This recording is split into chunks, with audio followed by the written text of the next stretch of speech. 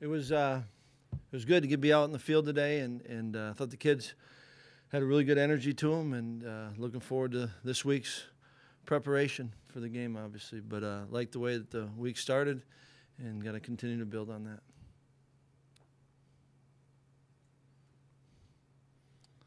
Paul, it's no secret you like to use your tight ends. I'm just curious how vital Fumagalli you expect to be in the offense this year, Troy. I hope that Troy's a big part of what we're doing offensively. And, one thing I think they got overlooked in all, the pass catching numbers for tight ends are a big part of it, being noticed, but also the impact that they need to have in the run game. And therefore I think, I liked what Fum did last year and kind of how he's evolved. And yet I believe there's room for him to continue to grow and get better, and that has to be the case this year for Fum, in his growth, and I think for us to be as good offense as we can be, Fum needs to be a big part of that, both in the run game and obviously catching and in the passing game. Teddy. Coach, what were the goals of going to Lambeau Field when you did in March? What did you get out of that trip?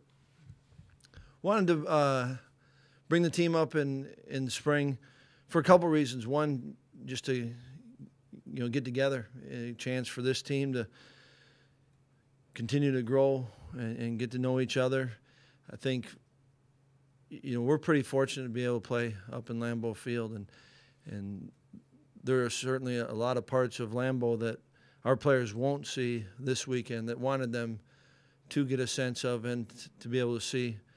For instance, going through the Hall of Fame, and we were able to have a lunch after practice in the club level. So just kind of getting a feel for Lambeau and see some things that they wouldn't be able to see this week, and also to remind them of what's at stake during spring ball.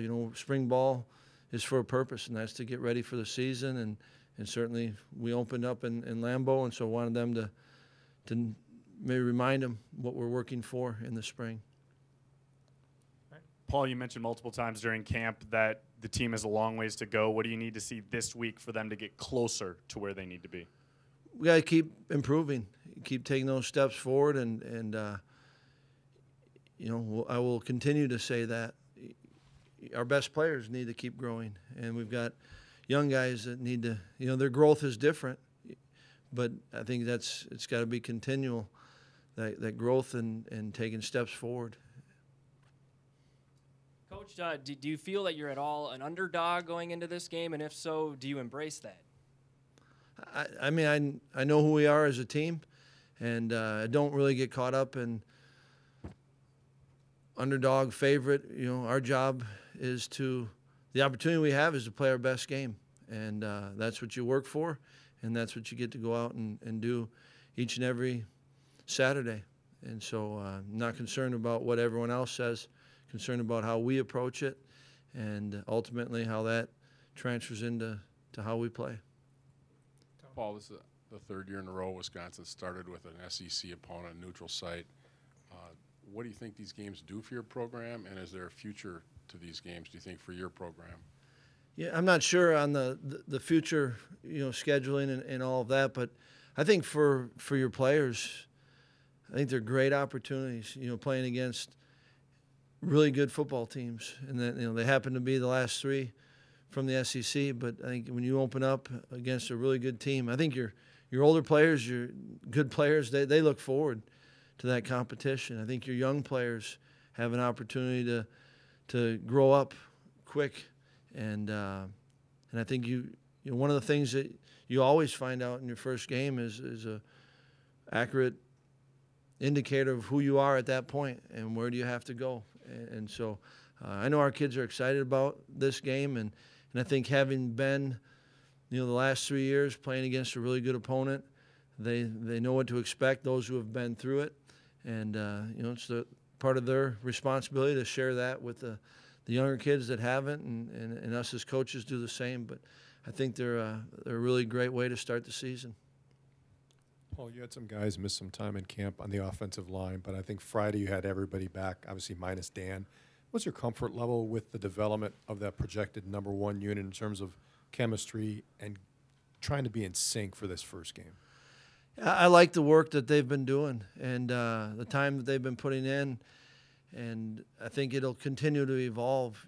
Even if they'd have been in every practice this fall camp, didn't think we get to that point we've arrived. But I do like the way the group has been approaching it, and kind of what we were talking about before, about continual improvement. That's what we hope to see. I like where they're at with what they've, the cards have been handed to them, but yeah, we got to still keep going, and that's it's critical. It's fun to see when everyone knows what the next guy to them is thinking and saying, and we should keep working away at that. Coach, what makes Leonard Fournette such a force out of the backfield for LSU, and how important will it be for your defense to slow him down? Well, extremely important, and he is a really talented football player, I think for good reason. Talked about as being one of the best in the country, and it's always important when you play against a good player. You've got to do all you can to contain him, to try to minimize. They're going to make plays. He's going to make plays, and I think what makes him good is he's extremely talented. I think he's got really good players around him, and looks to me like he loves playing the game. No running back broke more tackles in college football last year than Leonard Fournette, but obviously at practice you can only practice tackling so much. So what are you as a coaching staff doing to kind of prepare beyond just what you're able to do to make sure you're bringing this guy down when you get the first opportunity to do so? Well, I think that you're doing all the things you can do. You say, part of the question you had, beyond what can you do? You can do tackling drills, and you can make sure on the film and you're talking it, and yet you still got to go out and execute it. And that's the beautiful thing about the game. You got to go out and play it. And so our kids know what they need to do, and I think it's important whenever you're playing against a good offense, which they are, that has some standout players. You try. One thing you got to caution is not to try to do too much, and then you put other things at risk. And so you've got to do your assignment, and when the ball declares, we've got to get everyone pursuing to the ball. And bottom line is you have to tackle them. Paul, maybe building off that, what kind of identity do you see this defense developing under Justin, and sort of how he's learned and adapted to his guys and vice versa?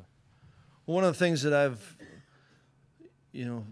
really liked and appreciated from Justin is this isn't about him, and I think that it'll take on the identity of the players. And I would guess if we're good on defense, it's going to take on the personality of Vince Spiegel and T.J. Watt, and we like the group of down linemen that we have with Olive and Alec and Connor and Cheekway. The personality of Orr and Sitchie and T.J. Edwards. The players will determine the personality, and the personality will come out of them, and that's I think that's what we're looking for. That's what I've always thought, that the personality is of those playing. Fans would love to see a Badger score a touchdown and do a Lambeau leap, but that's a penalty, right? I would love to see a touchdown. I believe it is a penalty.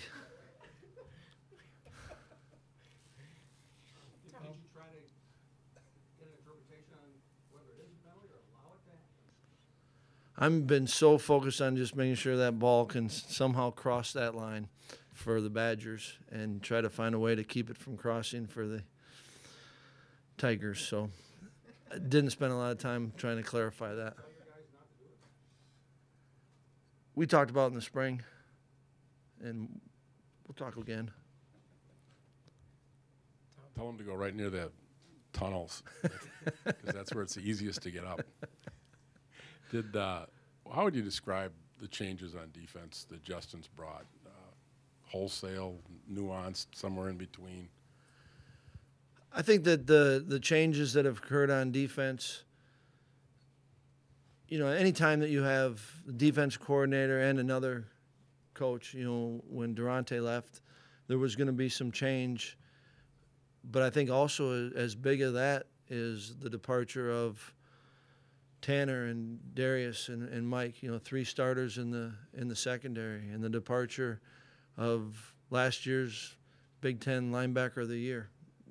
So there was going to be some inevitable change, whether the coaches stayed or not. And I think that our defensive staff has done a great job of making the kids feel like it's building blocks of what we've been doing. So I'd say definitely not a wholesale change there. And yet I thought that one of the things that was most important to Justin when we came into spring and really even in fall camp we talked about it was finding out what each and every one of those kids could do and how do you play to their strength. And so I think that it'll continue to evolve a little bit, but I thought that it was a good transition by the coaches and our players. There's a lot of the things, some of the base elements that are consistent and with the 3-4 that you can build upon. And then I think there was some changes that we've made, and the number one reason was because it, in our opinion, fit the players' strengths and weaknesses. On the subject of Bart Houston, last year in the Illinois game, obviously did a bunch of good things. Please talk about that if you don't mind. But also the interception he threw when he was rolling right and he ended up about 2 steps from you. What do you remember from that reaction? I remember it was a play that we'd like to have back and you learn from. And that's about all I remember. He did a lot of good stuff in that game, and thought he came in, competed, played, gave guys a chance to make plays. And I think that's part of the responsibility of a quarterback is to play within yourself, but you got to go play, and you got to compete. I thought he did that in that game, and looking forward to seeing him do that, obviously, this week and this year. And yet I think you're always looking to get better, and you can take moments from that game and what can you do to get better, and you can take moments from today's practice. How can we get better? I think we just got to focus on that and keep making those strides. Paul, based on what you know about spending the year with Dave Aranda, what do you expect from his defense with LSU? And I know there's more to that in a game, but how intrigued are you to see how that plays out? I think you're always, every time you go into a game, you have a plan and you base it on the knowledge that you have. And you know that in that game there's going to be some things that you didn't prepare for. And we talk about that with our kids a bunch. And that's whether we're playing this week, LSU, it'll be the last week of the season. It'll be the same thing. And so you've got to, you got to be careful, I think, in game planning and preparation that you're not creating ghosts and things that could happen. And yet, there's 11 guys, and everyone's got a base. We do offensively. I think, every team does defensively that will play, and you prepare for that, and you prepare for some of the things that you anticipate seeing, and you have to adjust and react to the things that maybe you didn't prepare exactly for. Andy, in the back. Paul, you have 13 seniors on your roster and 8 in the 2 deep. Is that suggest a void in experience? Does it suggest some issues that you might have with youth going into this season? I think we've got it's an interesting makeup. There's some seniors that have played a lot of football. Vince comes to mind on that. And then we've got a group of seniors, I think, that are, like Rob last year was probably his most significant snaps, and now he's not a rookie by any means, but not a wise old veteran in the sense of have a ton of starts with him, and I think we do have, we're going to be counting on some young players, and that's all right, and it's I like this team. I like the way they've been working. Appreciate that, and I think they're a group that wants to come out each day and get better, and that makes it fun to be around. Obviously, for Bart, this is his first, start as a Badgers quarterback, and he's got a pretty tough defense he's going against. Are you worried at all about him trying to do too much and trying to sort of make a play to get the offense going against a difficult opponent? I think that's one of those things that you always have to manage, and whether it's the quarterback and Bart, whether it's anyone on the team, trying to do too much. You have to trust who you are and trust the preparation and work that you've put in. And I think those are natural tendencies of guys that are really competitive. I think Bart's that. And yet he's got to learn to manage that and handle that. And I think that same can be said with really every guy across the board. Vince has got to do the same thing. Vince can't. He's got to do his assignment and be great at it. But you can't do too much. Corey, same thing. I think that's all part of playing the game and learning how to play the game. Jason. A couple of things. Has T.J. Edwards been ruled out of this game, or does he still have a chance? He's out for this game, and Logan Schmidt's out. And I think that's what the report said. What kind of confidence level do you have in your reserve offensive lineman right now after the 5 you're going to put out there? Do you think you guys are deep enough at that position? Yeah, they've gotten a lot of work and feel good with the group we got. Coach, are you a guy who feels atmosphere? When you're on the road, do you notice it? Do you pay attention to it? Crowd noise, excitement. Do you feel that at all? Never really thought about it. When there's a good atmosphere, I think. I don't know. I'm used to being around Bo, and he would always give you, no, never pay attention, never heard a crowd in my life. So what you're not sure?